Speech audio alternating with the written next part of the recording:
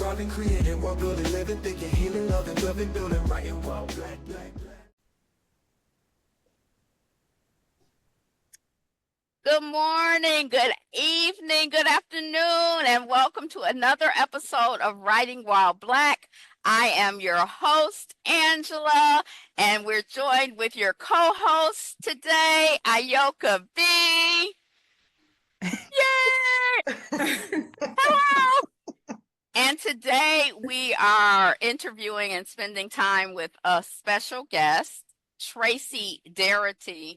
And on your website, Miss Tracy, it said she creates, she speaks, she writes. And I love that. I don't know why, but it just seemed like the font that it's in and the energy of it, it just seemed very exciting to me.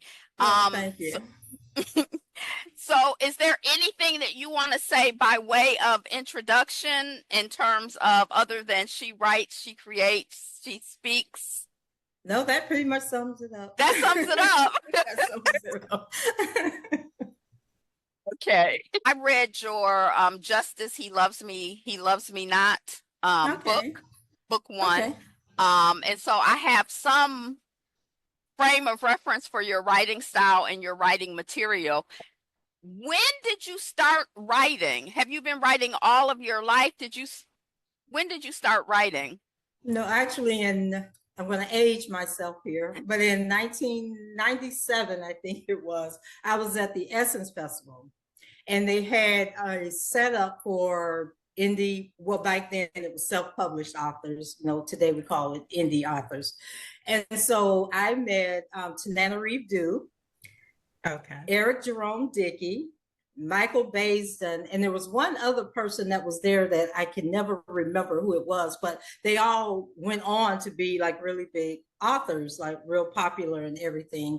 And so when I left there, I was just like, man, I can do this, because I've always had like a creative mind. When I was a little girl, I was in the house playing with my Barbie dolls. I was never outside. I didn't learn to ride a bicycle until I was like 12 years old, when my mom told me I had to go outside and play with everybody else.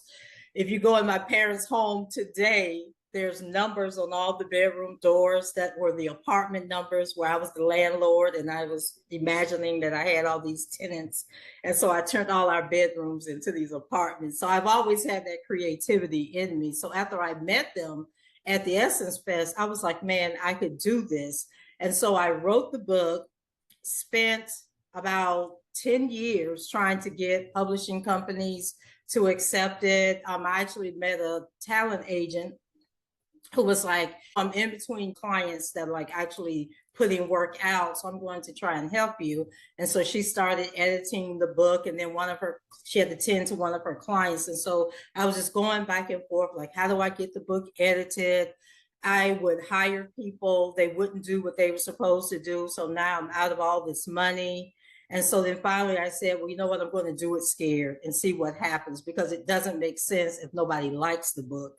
And I go through all of this. And so I put the book out, and everybody loved the book, but they kept saying, you got to get this book edited. You deserve so much better than this. And so I went on to write 2 more books, but it was always nagging at me that everybody loved that first book, and I just needed to clean it up. And so that's the process where I said, okay, I'm going to turn it into a series, because series are really popular now. And so that's how we ended up with Just. And then each book in the series is going to be named after one of the main male figures that impacted Khadijah's life. And then I'm going to release the final book, which is going to be like a full-length novel titled Khadijah, so we can wrap all of this up. So they do all feature Khadijah, because when I read the little the lead into the next book, I'm like, okay, I thought it was going to be different. Khadijah is a character. Is she based on someone that you know personally, or is she like one of the tenants in your apartment? One of the tenants in my apartment. But just a summation of friends and what all we've gone through the dating phases, and how some friends end up falling in love and marrying that first love. Other friends have to go through the struggle before they meet that person. And so it's just a culmination of different women that I've met, like growing up, and just the things that we've all gone through. just thought it was interesting that you're going to focus on the male characters are going to carry through the series. What made you make that decision? Because it's usually the men in our lives that determine the women that we become from those experiences and how we're treated before we finally get that wake up call, like, I deserve better than this. And so Khadijah puts so much energy into the men in her life that she kind of loses herself and forget who she is. And then it's after going through these different stages and looking at everybody else and saying, oh, you know what, I'm the problem, not the men in my life. You know, men are going to be men, but I've got to love myself more than I love any other man that's out there. So the title of the next book is focused on whatever man Khadijah is focused on next, but Khadijah is the through line.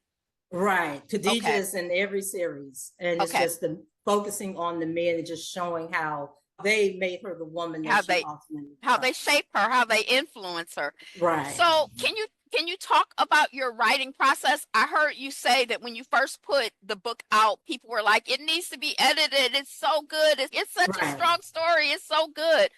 But it didn't seem like, it felt like you had already gotten the editing. So can you talk about your process of writing and what you do now? So when I'm right, I just write, and I'll come up with an idea and say, oh, okay, I want to write about this. And then I'll just start writing. And then I might put the manuscript down for like a month and then come back and read it. And then be like, oh, I want to keep going in this direction, or I don't want to keep going in this direction. And then I'll back it up. And it's so crazy because it took me all that time to get the He Loves Me Not published. But then I wrote 2 more books, like within a span of 2.5 years. And so those books, I think it was just the first book and the fear and just so much going on. You know, I'm paying somebody to edit the book. They don't edit the book, won't give me my money back and all of that.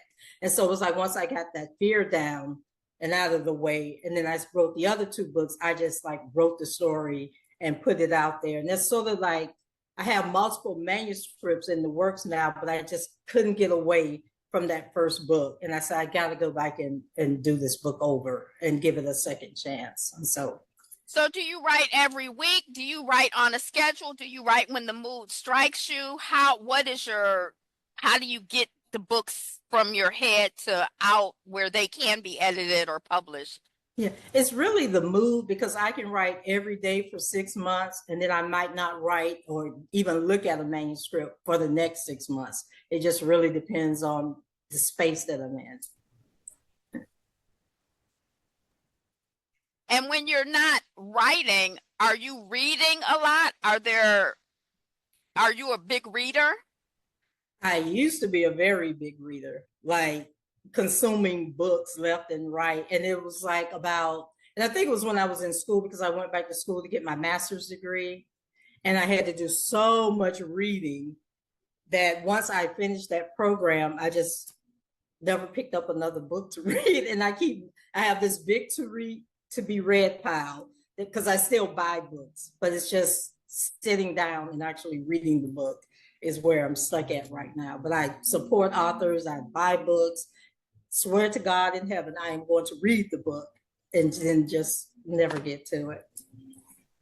It seems like when I got out of the habit, and I've noticed it twice in my life, that I got out of the habit of reading, and it was like I almost had to like force myself back into the habit, which seems weird because as a child I read so much, there was but as an adult, it's been 2 times when I had to be like, you better read. That's where I'm at. So what genres do you like to read? What authors have influenced you? So, of course, I love Terry McMillan, Bernice McFadden. Oh, my God, I love her so much. I had the opportunity to meet her at the Miami Book Festival one year, and she bought my book and everything, took a picture, and I was just in heaven. I was a big Eric Jerome Dickey fan. So along those lines, contemporary fiction. I like Anita Diggs? She does like historical fiction. I like historical fiction. And then Tananarive Due, big fan of her. I've read all of her books. So So Well, contemporary fiction, and then I like the mystery and that type of stuff, paranormal. Terry McMillan just dropped a new book. I know I posted on Instagram. I said, I'm about to buy another book that I know I'm never going to read, but I love Terry so much. Uh-oh. So, No, I was thinking maybe that would help you break your drought, but I have 3 Terry McMillan books that her last 3 books that are on my to be read pile, and now I'm going to add a 4th one. So. Okay. So you went through this process with your first book of getting out there, trying to figure out how to get published, how to get edited, and so now you're out there. You're a published author. You have books that people can buy and read. What has that experience been like? What have you enjoyed most about being a writer or an author? Do you think there's a difference between being a writer and an author? And what have you enjoyed least? Look, that's 3 or 4 questions. I just threw them at you. Yeah. So it was really exciting. And it was very exciting when people started buying the books. And I loved going out doing book festivals and, community events and people. It was actually a co-worker that introduced me to Facebook because she bought the book and she was like, oh, can I talk about your book on Facebook? And I was like, on what? And she was like, Facebook. And I said, I never heard of Facebook. And then she was like, oh my God. So this was when Facebook first came out. So she was telling me all about it. So one day I said, well, let me go on Facebook. And so I was talking about my books and people started following me. And there are people that started following me in 2009 that are still like, girl, when are you going to put out the next book? And now they're like, okay, now this book, is this, you say something about he loves me now. Is this a continuation? So I wrote a blog, explaining exactly what I was doing. And then I was surprised that people are, they're buying it. They want to reread it and check it out and everything. So that's been exciting.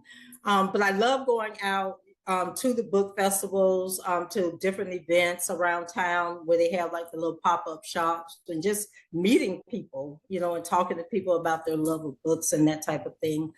With my other writing, with the interviewing, I just love meeting people and learning their story and then putting their story into words and putting it out there so other people can share in it. And it gives a lot of people closure, especially if they've gone through something traumatic or a different type of experience. When I interview them and put it out there, then they kind of feel validated as people connect to their stories. I think our last 3 mayors I've interviewed. So that's, of course, been interesting, especially when it's somebody you don't share political views with, but you have to sit there and still be like, oh, okay, yeah, all right. But ask the questions and everything, and then go back and write the article in a non-biased way.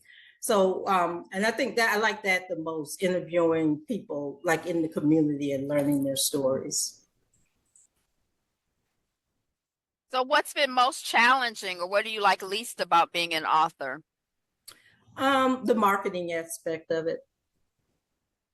Because it's changed so much from, like, it's really been a struggle getting back out there because of that long break, and so much has changed. And it's just learning a whole new dynamic. And some days I'm just like, I can't do this. And then I wake up the next day, but I got to do this because this is what, this is my passion and this is what I want to do. Well, you're not alone in that struggle.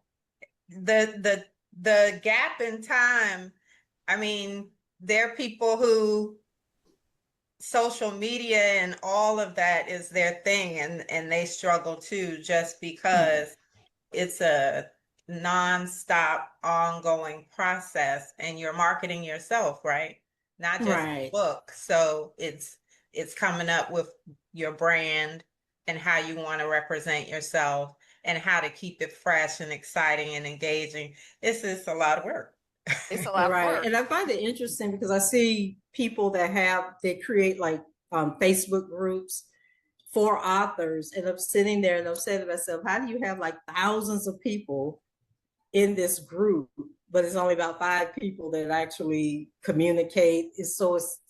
Are people watching but not engaging? And it's so confusing to me. And then to even see like well-known authors who start groups to try to mentor and help, and people and you will still have like this 5 to 10 people that engage all the time. And then the other 70,000 are just, I don't know if they're lurking or what's going on. So it's interesting.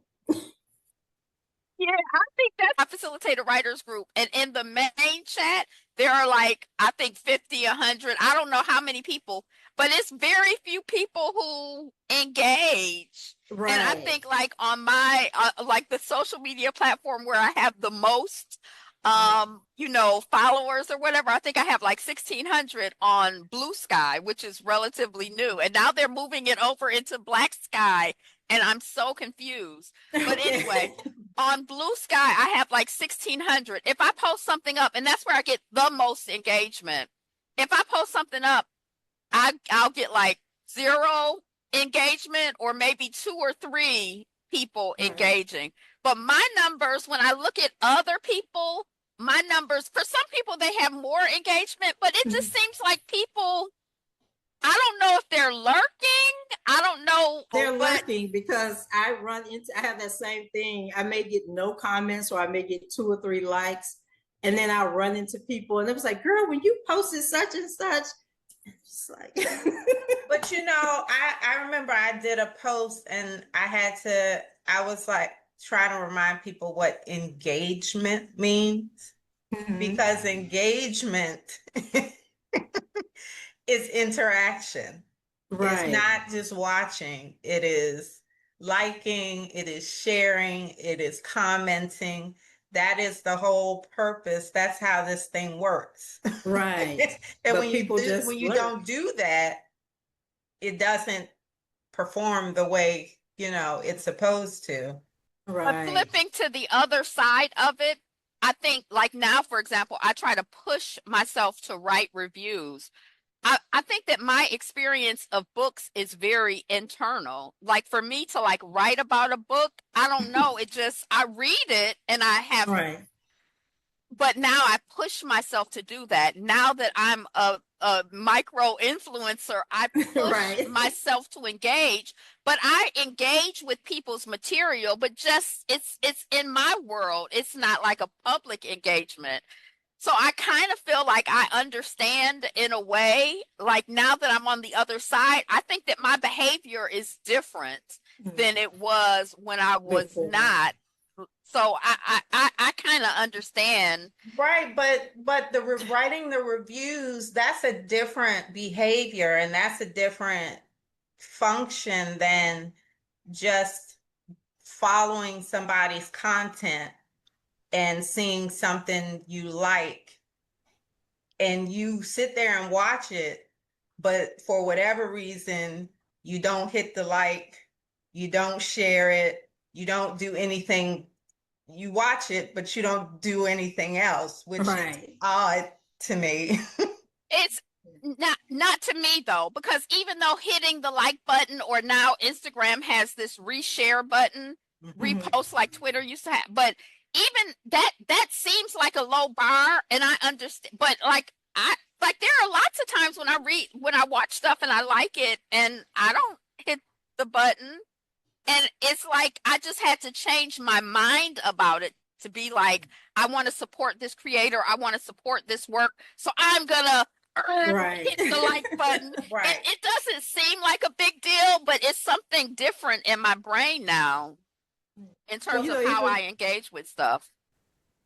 But even with the when I talk about coming back after all these years, and I had influence, learning the whole influencer thing, and I'm sending books to people, they're making content, but they don't write reviews, and I'm sitting there like, but I need you to go on Amazon and write a review because that's how it's going to elevate my book.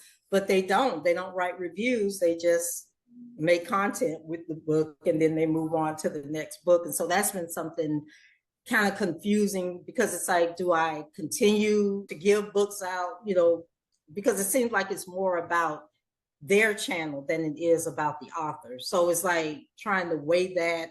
And so now it's like I'm asking them up front, are you going to write a review on Amazon? Because if not, I mean, I appreciate the content, but it's not getting me elevated on sites where I'm trying to sell my books.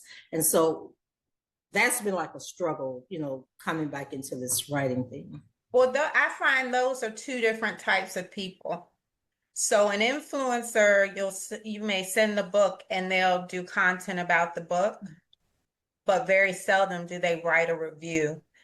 Your readers, people who go out and buy the book and read it, that's who writes the reviews. I know it should be anybody who reads it, Right. but that seems to be the behavior, because some people are more comfortable with the visual piece. They want to do a video review versus writing a review. Right. I have learned that they are distinctly different. I don't know. It's just different, and I think part of it is a personality thing. You know, a lot of we talked about this before. A lot of us readers are introverts, and so Yeah. we'll bang out a written review in a minute, but don't ask us to go post a video review Right. about it. That's like, no, that's way out of our comfort zone. But then there are influencers that are extroverts, and they have that is their superpower. You know, that's how they that's their addition to your supporting you. That's how they support. Right. And so I just learned you kind of got to meet people where they live and just know, okay, these people over here are going to give this sort of support. These people over here are going to give this sort of support. And then sometimes the two may meet, but Right. that's just the luck of the draw. Because I was even thinking, like, with Goodreads and other book sites, like, at what point do they merge the two? Like so on Goodreads, you're talking about books, people are reviewing books, but there doesn't seem to be a space for the influencer that wants to do visual content. And like, will there ever be a time when those two will merge together? I just think it's two different audiences. Okay. I don't a lot of the influencers, I think those that have kind of always been readers are on a Goodreads, but a lot of bookish content creators are not, or they may be just to have a presence, but it's not active, which from a PR standpoint, I can never take that hat off. Is a no-no. If you're going to be there, you need to be there. Right. Otherwise, it hurts you if you're just there in dormant. Yeah. So I've heard your marketing experience before your break and your marketing experience after the break in terms of getting the book out, people buying the book, people enjoying the book. What have you come across anything that has been like, this was really effective? And the things that you found, are there things that you found were effective before that aren't effective now? Have you come across anything that really helped you to get your book in the hands of readers? No, like I said, when I came back, I tried to do what I was doing before and it just wasn't working. And so then I started learning about the influencers and whatnot. And so I tried to go that route, getting the book in their hands, and then just seeing more or less they were just making content. They were just looking for something else to make content from. So then I had to like really have conversations with people and say, this is what I'm expecting, and can you provide that? And so then that gave me clarity on who to give the book to, and not to just be sending books out. And so I'm still like trying to figure it out, to be honest. Like, what? So it sounds like you're finding that if people make videos about it, that doesn't seem to translate in your experience to sales. Right, exactly. It's like, okay, so it's helping their brand, but not really doing a service to you. Okay. Right. Okay. And so it's just been, and then just finding, so like it's two people that I did connect with that had really unique ways of putting out the books and, trying to get visibility, but then they seem to be struggling as well because although I think it's cute, they're having trouble finding that market that also says, okay, well, I'm going to follow this and buy this book because I trust you or whatever. And I like their creativity and what they're doing. But once again, it's like they're struggling just as much to get their audience to come in and say, yeah, okay, I like this type of content and this is what's going to make me decide to buy this book.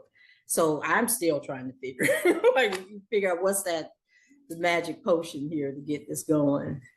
I think it's dynamic. I think it's ever changing. And I think that people need to decide what their goal is and just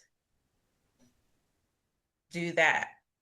Right. Just do it for that reason, not for, how many people are going to like it or how many sales, because marketing and PR are never directly correlated to sales anyway.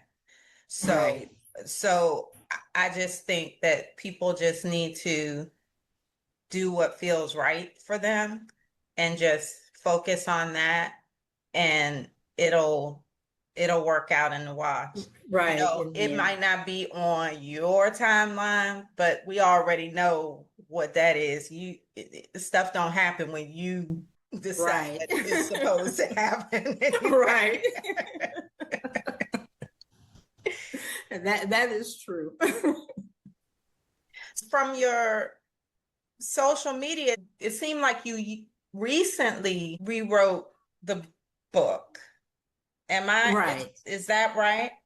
Yeah. Justice was released in April. Okay. Yeah. And when was it? When was the original The publication? original book was released in 2009. All right. So I was just trying to see how much time. So you're probably a different writer as well.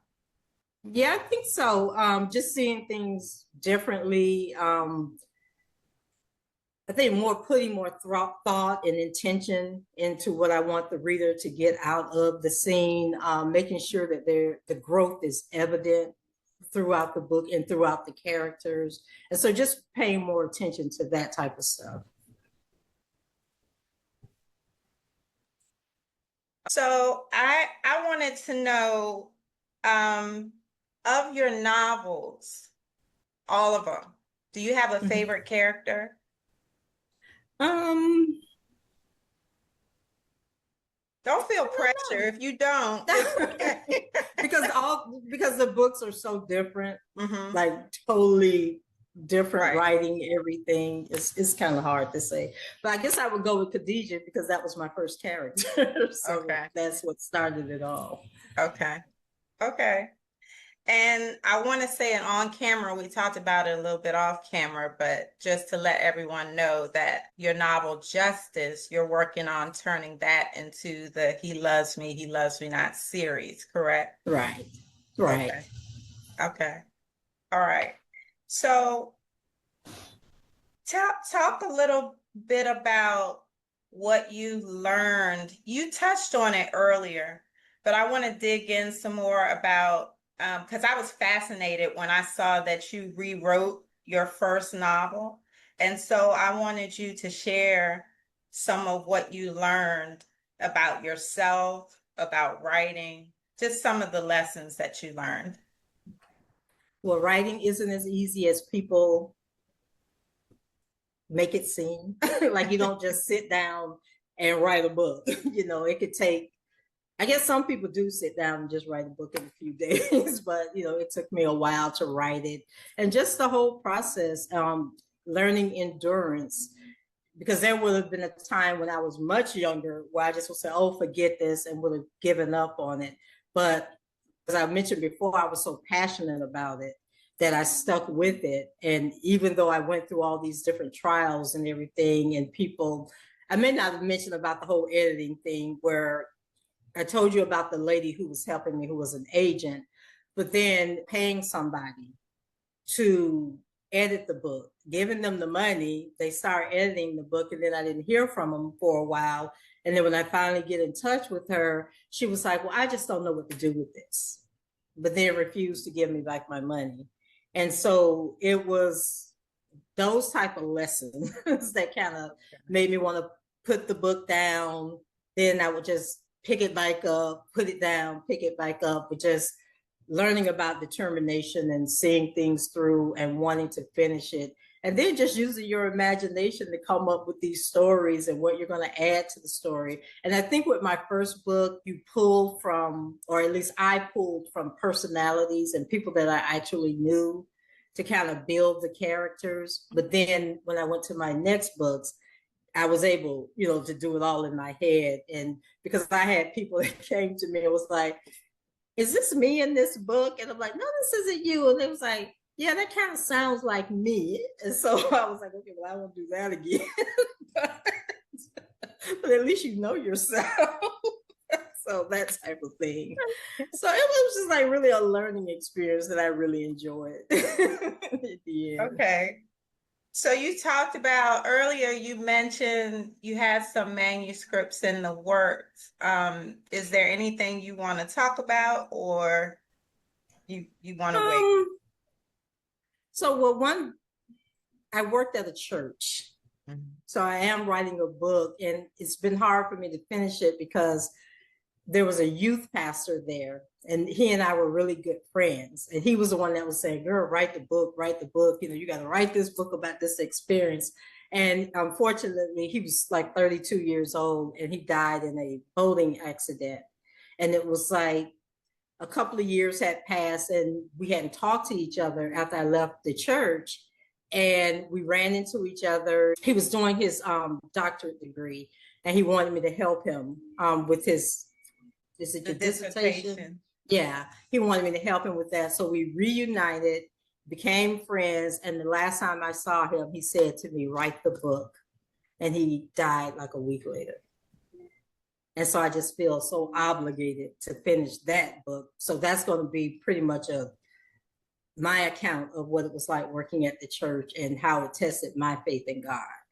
And then I have a couple other books that are like fiction books.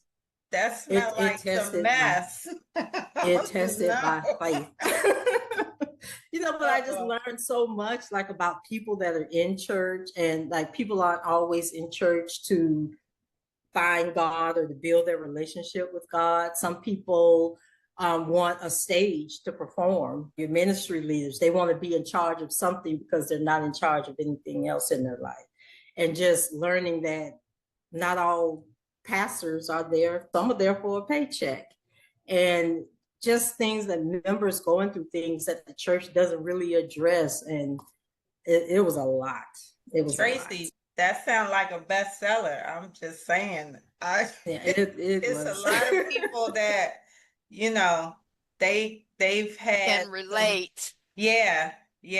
They've been on their own journey trying to reconcile all of that and keep their faith or some type of faith. Yeah, so it was an experience. Yeah. So that would be the next, I think, as I'm going through releasing the series, that'll be the next big book that comes out, like full length book that comes out. And then I'm trying to think, I have so many manuscripts I've started. Before I started working at the church, I was working on a book about a lady that was having an affair with a pastor. So that was fiction. So I had to put that to the side after I started working at the church, because I was just like, okay, I got to be on my Christian journey here. And I think I started writing these manuscripts. I do have like 3 in the works that I need to get out like in the next couple of years. So. Well, have you started on the next installment for He Loves Me, He Loves Me Not? Oh, yeah. So it's basically the book that was released before, but just going in and building on the characters and building on the stories. So like with Justice, it took me probably about 3 months to get that to the point where I wanted it to be. And so with Aaron, I've already started working on that. So I'm looking at hopefully an October release, because people were telling me like, you don't want too much time to pass in between the release of the books. And then I also was told that, well, you want to get about 2 of the books out, because people are tired of people saying that it's a series. They write the first book and then they having never to wait. People are impatient. Yeah. Yeah. So just getting a lot of feedback on how to do the series thing because this is the first one I've done. Can I interrupt you, Ayoka, to ask about your support system? It sounds like you have a lot of people that you talk to about writing, and that can you share about your support system as a Yes. writer?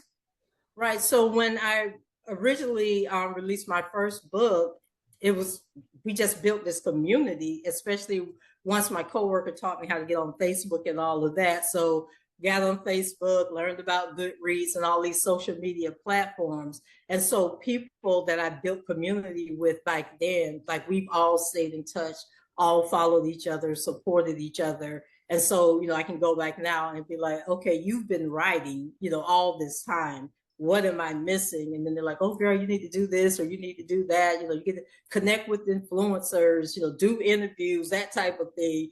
So I'm like, oh, okay, I get it. So just trying to, do what they say that I should be out here doing. So, yeah. So for Justice that just re-released in April, you said? Right. Can you give our listeners Justice in 5 words? The book or the person? The book. Oh, okay. Oh, we can come back and do the person too, but the book. Let me see. Coming of age. This is a pop quiz I'm about to fail. Let me see. I know definitely coming of age, growing up in the 80s, self-love, self-determination, and taking your blinders off, I guess. Okay. What would you say? Okay. What would be fine? I would add to that. I feel like there's this support system, like, support system would be a thing for me. I have some thoughts about the support system, but there's definitely, the main character has a support system around her. Yes. For sure. That she doesn't listen to, but but it's very dynamic and it's very present. Yeah. That was one thing. The father figure. Everybody kept saying, how could she have such a loving father in the home and be so stupid? So I had to build on, as I'm going through, building on that. Like he was trying to tell her, but she just wasn't listening. I'm gonna say, I was wondering when you talked about how you're fleshing out the series, I was wondering if one of them was gonna be about her dad. Yes. Okay. So I started like putting little tidbits in the first book, like making him seem more present and aware of what she was doing instead of just sitting back watching his daughter make these dumb mistakes. So as we go on, you'll see that he's more into it and we'll learn more about her parents and their background, which kind of leads to how they aren't as aggressive as a lot of readers thought that they should have been in trying to get her to wake up and see the dumb mistakes that she was making. I found the whole thing to be very believable. I think sometimes there are some lessons that we can learn just from hearing people talk about them, and then there are some times that we have to go through stuff. And I just feel like I don't know what the original was like, but this iteration, I felt like, the people being involved with in your life is not an anecdote to effing up and making mistakes and being stupid. It's some stuff we just have to go through and we learn through it. But starting the beginning of the next book, I'm like, girl, no. Okay. La. You about the spoilers. But wait, can I just say this? That it seems like these days it's kind of rare for me to find the next part in the book. Or like a little, this is what's snippet. Coming next. Yeah. I really appreciated it. Okay. And it seems like before that used to always be the case, that there would be something else you could read in that book. So I was excited to read, and I'm like, okay, when's the next one coming out? Yeah, so you won't have to wait long for it. All right, Miss Dee Dee, come on, girl. Okay, what does writing while Black mean to you? Giving the Black experience, the Black thought process, because whether we like it or not, everybody ain't the same, and we view things differently, we accept things differently, and we see just our experiences. Like, I can have a white friend who's going through the same thing I'm going, but her experience could be totally different, and the outcome can be totally different. So I think writing while Black is giving that Black perspective and that Black experience and giving it voice. So hopefully, if somebody from another, whether you're Hispanic or whatever, if you're reading that book, you can relate to the book, but you also can see it from the eyes and perspective of a Black person. Okay. Okay. All right, thank you for that. Can we look back a little bit? I asked you about the newsletter, and you said, I have a newsletter, but it sounds like Oh no, I love my newsletter. oh, I just never I got the find wrong time. impression. I'm not as consistent as I should be. And the problem is that I write blogs about writing, and I put the blogs in the newsletter and other stuff that's going on. So it's really a matter of sitting down and actually doing the newsletter. But I do have a newsletter. I pay a monthly fee to put the newsletter out, so that should be incentive enough to keep doing it. But one is coming out this week, so if you want to join the newsletter, it's coming. Okay. But I share stuff like, so there's Shade's Book Club. She does a lot of marketing for authors. And so she did like this video because she didn't like the book cover. So she did a video, but it's like, I think a lot of people may be sensitive about it, but I look at it as constructive criticism. And then I also look at it as beauty is in the eye of the beholder. So because you don't like real people on the cover doesn't mean that somebody else doesn't like real people on the cover. And so, but she does these videos where she is a book club, but she's every person in the book club. And she's reenacting like what book clubs are like, how you have the one person who loved the book, the one person who didn't like the book. And I think that's how she expresses the different things that she pulled from the book. And so I think what she experiences that a lot of authors can't deal with that. But I thought it was cute and creative, and I loved it, And so, and then she does a newsletter, and it was something else that she does, but she has a creative way of putting out her reviews about the book. And so I like that. And then there's another new person on Instagram, and she does thought bubbles as she's reading the book. And so you never know whether she really likes the book or not until she actually writes the review, because she's putting her thoughts out like, did this character really do this? Like, can she be this stupid? And then she might say, oh yeah, I'm with it now. So you don't know what it's going to be until the end of she writes the review. And so I'm going to like put that stuff in the newsletter, like how they went through the book and how they express themselves. And so it's not just like a newsletter with a blog in it. I have like different things that I pull and put in the newsletter. Hopefully you'll like it. You had mentioned initially that you like going to expos and fairs, and are you still doing those types of events? How do you find them? So right now I'm just doing like local events, because my experience, and it may have changed, but my experience from like when I was traveling, I was going to all different kind of events. Like, I had never seen snow, let alone driven in snow, but I had signed up for this book event. It was All-Star Weekend in Houston. I think we were in Houston or Dallas. Oh my God, it's the name of the bookstore is called the Doc Stop. Have you ever heard of it? Because she's pretty active on social media. But I don't know what I was thinking, but I said I had to bought this ticket. I had paid for this hotel room and paid to be in this event. So I'm going. And there I was, like driving on the highway in snow, had no clue what I was doing. But that was the best weekend of my life. And like I said, it was an all-star weekend. So we had a lot of traffic. I've done the Miami Book Fair. That's where I met Bernice McFadden at.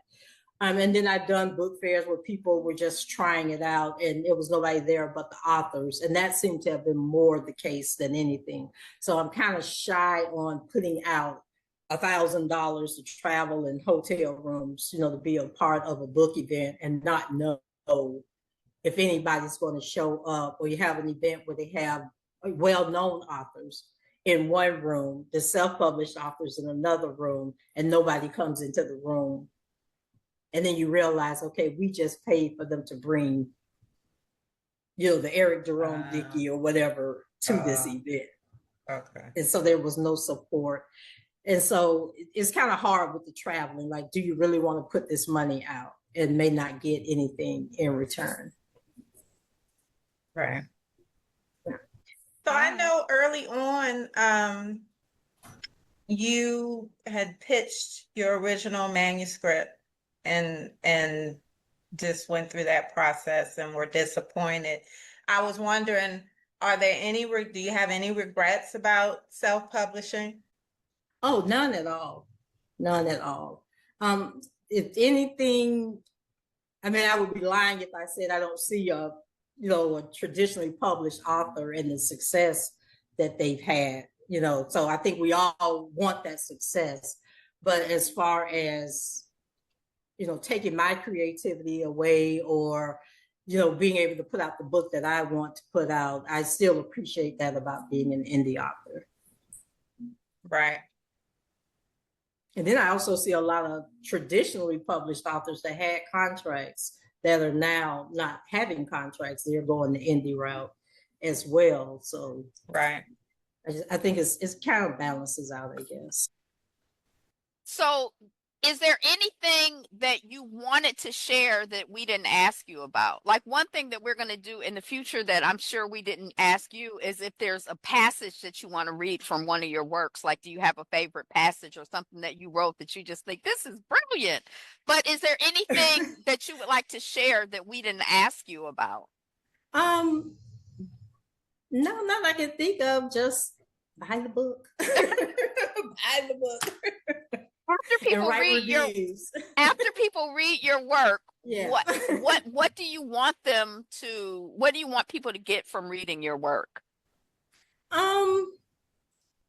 Mainly, so when I first wrote Justice, it was mainly for, and actually I guess I could tell you this, the girl that's on the front of the cover, who's Khadijah on all the covers, was actually a reader who loved the book so much.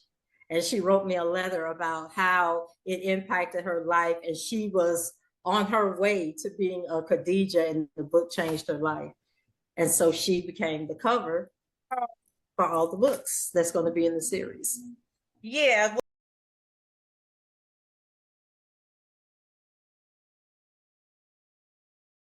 Right. Yeah. So that's an actual reader who said the book changed her life. So you had a photo shoot with her, or she sent you an image? No, Wow. I hired a photographer and we went to different locations. So like the next one with Erin, that's when she's in her, Mylan is the third book. That was the Hot Girl series. And she's going to be in the club on the cover. The Erin is when she finally finds her career. And she's trying to be this strong career girl. And so she'll be like coming down the steps of a high-rise office complex. And then I can't tell you the last part. So, but anyway, each book kind of represents where she's at in her life. Oh, that's beautiful. That's beautiful. I love that. Yeah. But that's one thing I can share. She wasn't the only person that wrote to me. I had a lot of high school age girls and people that were like college age that reached out to me and said that this book meant so much to me. And so that's another reason why it was so important, that I just wanted to give it what it deserved and put it back out there. Yeah, Because I think even with that's the what time it's about. change, yeah, and even with the time, even though the time is different, young girls and young women are still going through that same thing when it comes to love and relationships. So. Yeah, I thought it was the coming of age, definitely. And I feel like it was Khadijah. She loved me not. Because Miss D, she's Khadijah took on a life of her own. Yeah, it was a good life. I liked her. I love the character. I'm rooting for her. Sometimes I feel in books we represent ourselves as like, I'm too blessed to be stressed. I'm too strong to be pulled down. Like, I don't know how to explain it, but sometimes the people don't seem realistic. They seem like super women instead of like real people who go through stuff. So I loved her vulnerability. I liked her character. I like that character a lot. I like what you did with her. Well, thank you. Thank you. You're welcome. And I hope to bring many more. Yeah. No, I was just saying that she became a real person as the book went on. So it was easy to write about her, because then she became almost like a friend as I was going through writing the book. So, and it was the first book. So I was just, taking it back to when I was writing the apartment numbers on my mother's door, the doors of the house. But yeah. All right. Well, again, thank you so much for being a writer, being a fellow Black writer, being out here producing and fighting the good fight to get your work out. It's much appreciated, and I'm grateful that I got a chance to experience it. And thank you all for being here for another episode of Writing While Black. I got my pen out so that anybody who wants to join me and get their pen out and get ready to, after they get finished, go on and do some writing on their own. Well, I want to say thank you for having me. You're welcome. Thank you for being here. All right. Right on. Right on. Right on.